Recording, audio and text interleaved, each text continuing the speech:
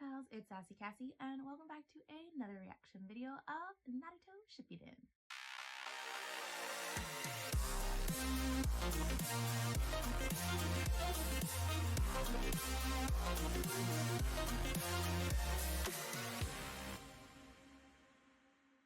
As always, I'd like to thank all of my subscribers and anyone watching this video. Thank you so much for watching and continuing to follow me on this crazy shinobi journey. I'd also like to give a very special thank you to my patrons. Previously on Naruto, we have discovered the secret to fake Madara, aka Toby, aka Obito, the secret of his jutsu, and we were only able to discover it because of Kakashi, because they are linked, because the eyes came from the same person. And he started the war because I still don't actually know how he came to be like, well, you didn't protect Rin, so therefore I'm gonna go and enact Madara's plan. How did he get from there to there? I still want to know how he survived, because he was definitely crushed under a rock. I mean, I'm sure there are ways, because one, it's anime, and two, I'm sure there's some kind of... If Orochimaru could basically live forever and continuously rebirth himself out of the mouth of a snake, then I'm sure that there's ways to regrow limbs or something. I don't know. I'm sure there's something, and I'm sure, maybe we'll get to it. But I had a very long solitary moment, or maybe several solitary moments, going through the previous happenings of the last couple episodes, but specifically the last episode, and it was fine. I can maybe accept it, but yeah, I'm skeptical, as always. The show has made me nothing if not more skeptical. And not to say that I don't believe that he is Obito, because that, I feel like that's pretty obvious, but I just want to know how he got there. How did you... It's fine. It's fine, because that was like the majority of the episode. And then of course at like the very end, real Madara shows up because, oh yeah, by the way, he can just like decide that he doesn't want to sever the contract with the reanimation jutsu and can just like live forever or whatever. I'm just like, why is that a thing? Why? Of course, they have to give us more obstacles in order for it to be more challenging, but still, it stresses me out, because if he's there, that means that all of the Kage are defeated. And I'm gonna say defeated because I choose not to believe that they're all dead. One, because my motto is that it's not real until there's funeral, and two, because it just doesn't seem like, I mean, I know that this is a massive world war essentially, but I don't know if I don't see the ending of Naruto involving like I feel like it's going to be, how do I want to word this? I just don't think that they would restructure the entire world order. I know that there's going to be a lot of like aftermath of like this war. That's obvious. I feel like that would be pretty standard, but like, I don't feel like there's going to be like a massive re-world order. So I don't feel like they are actually dead. I'm just going to say defeated. And if some of them are dead, then I might expect that. I feel like the Tsuchikage might, even though I feel like he is somehow the toughest of all of them because he's lived longer, he has the most experience. He's the one that's constantly getting back up. He's the glue that holds the Kage together, even though, Gaara's speech really did get to my heart. But I feel like Tsuchikage is really the glue. And I feel like that might be more devastating, but I don't know. So we're gonna get into this episode, I guess. I'm stressed already. I asked you what happened! Not sure, but I bet that none of them are doing too well. Okay, well, it's not dead still. Technically, not dead. So this does beg the question, because Naruto does tend to have those moments where he, like a lot of people, their emotions overtake them. Okay, see? Look at this. Not dead.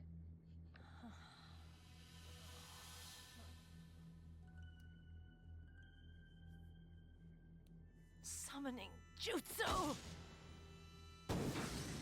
Even like that, with all of that strength, she still has the ability to summon. I'll capture the 8 and 9 tails now. I have such a sour feeling in my stomach. I don't imagine this going well. Also, if we go back to the Kage moment, you remember how I said that it's not real to, well, one, it isn't real to a funeral, but now I feel that maybe Tsunade is going to be the only one because she's going to use all her strength to help the other Kage. And I really don't want that. And I don't want to cry. But that's how I see this happening, to be honest. I really hope that she's still, like, our slug friend still, like, ends up being able to help her somehow. But, like, maybe that's too much to ask. Obito, what happened to you? Why'd you join him?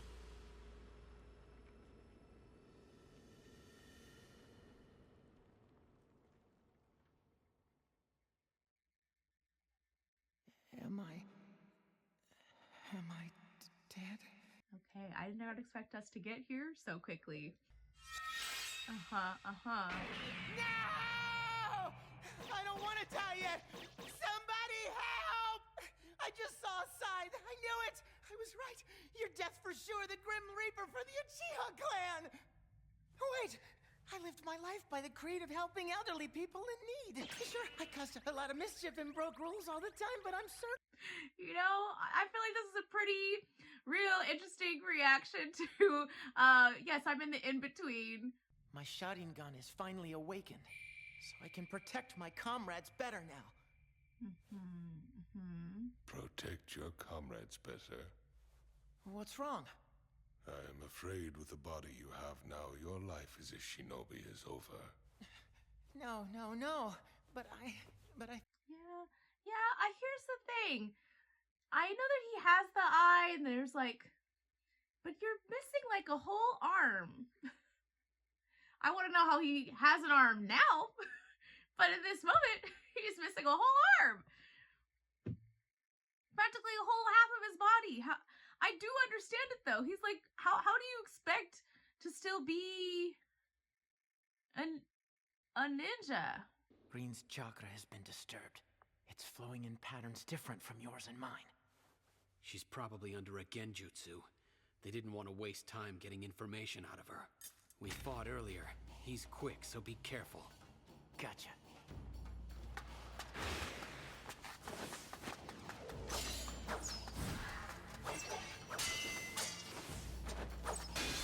It's not that I don't appreciate a good flashback, but I feel like they do this so that, like, you have time to be caught off guard. Like, oh, I don't have to have a sick feeling in my stomach. And then they hit you again. Everywhere you look in this world, wherever there is light, there will always be shadows to be found as well. As long as there is a concept of victors, the vanquished will also exist. The selfish intent of wanting to preserve peace initiates wars, and hatred is born in order to protect love. There are nexuses, causal relationships that cannot be separated. Normally. Great, he started a lecture. I was gonna say, this is a very interesting little lecture. Run for the exit!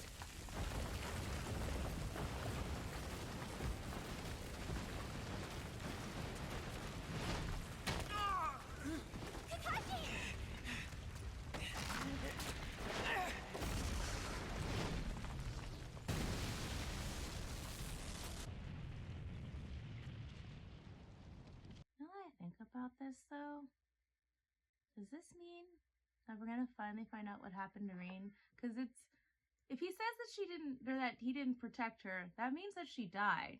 But how did she die? Did she die in this war? No, don't. It's okay, Kakashi. I don't think I'm gonna make it.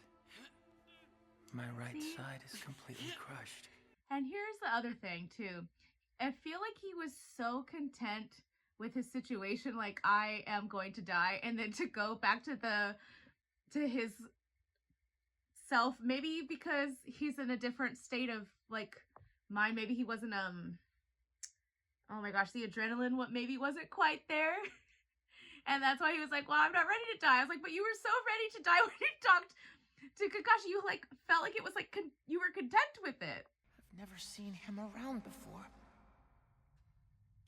So this guy currently is an elite shinobi. Which means... Hey, Gramps. I bet you're a rogue ninja, aren't you? Who are you?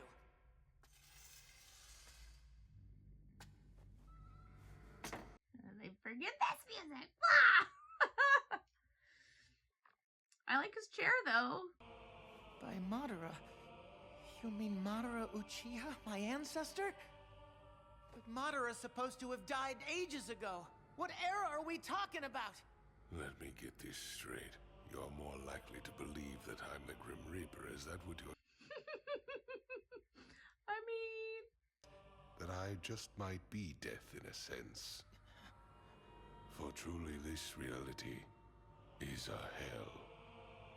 I am a cheater of death, who would without a doubt be dead in no time at all if I were not continuously siphoning chakra from the ghetto statue behind me. Ah. How did he find the ghetto statue? I'm going home. Do not bother. There are no exits from here. There are no windows and no doors. A world of only victors. A world of only peace. A world of only love. I will create such a world. So what? Who cares? I just want to go back home to everyone. And as I told you, things in this world simply do not go as planned. In that world, in this world, every world. He does make a good point. But why do you want my eye? You already have a shouting gun of your own. Actually, my original eyes are currently on loan to another person. This one is just a spare that I transplanted later. On loan to... I have a few more to keep in stock. I do not have a right eye yet. And only with two together can the Sharingan's true power be unleashed.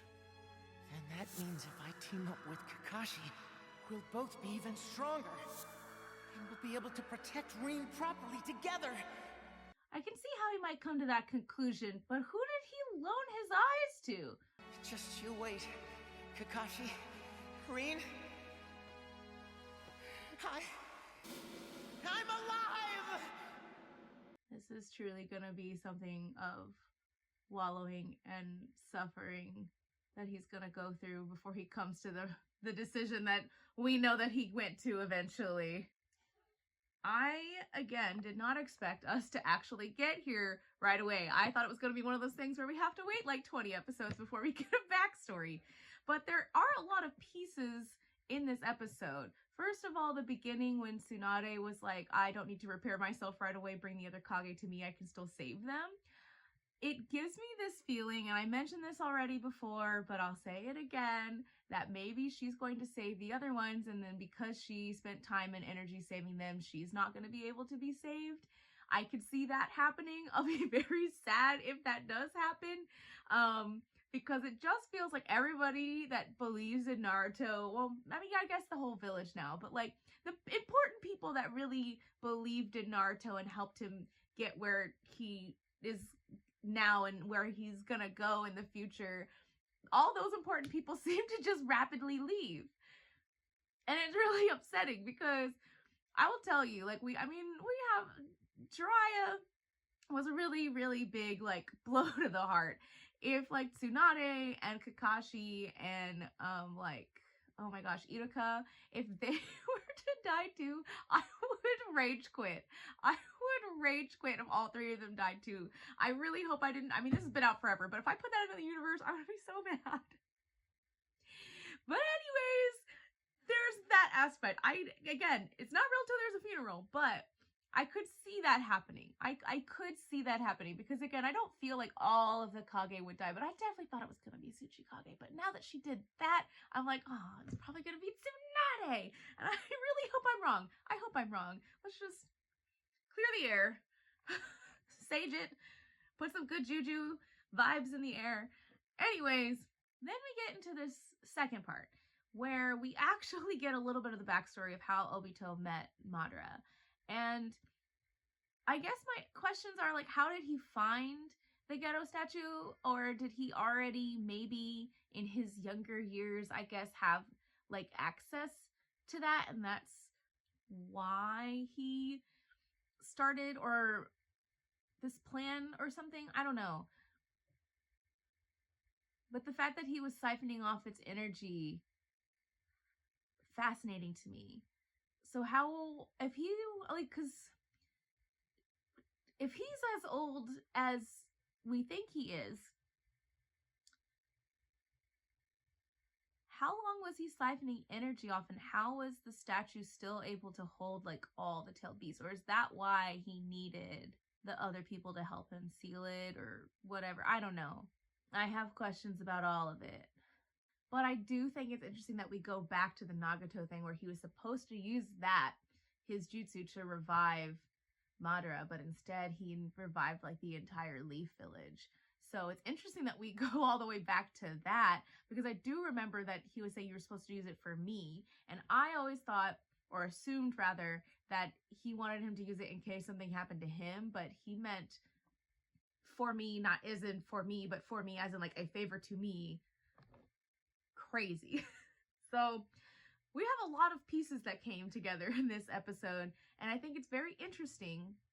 I'm curious where we're gonna go, where the connect is, because Madara says he can go home, but then also says he can't leave. Talks about, like, goes into this whole like philosophical lecture about like love and hate and war and peace, and how essentially they're all two sides of the same coin, which I do understand and do kind of agree with.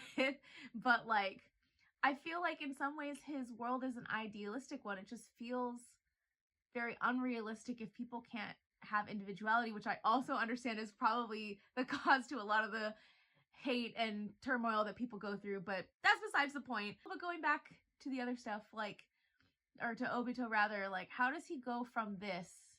And I know that it's because of Rin, or at least he said it was because you didn't protect Rin. Like, we know how much he loved her, and then maybe she was like his whole world. I don't know how she died. I'm sure we'll get into that, but maybe whenever he does finally make it home and realizes that she is not there anymore, maybe, I don't know. That's my best guess. That seems like the most likely scenario, but I don't know. We'll see. So for now, thank you all so much for watching and continuing to follow me on my Shinobi journey. And until next time, bye!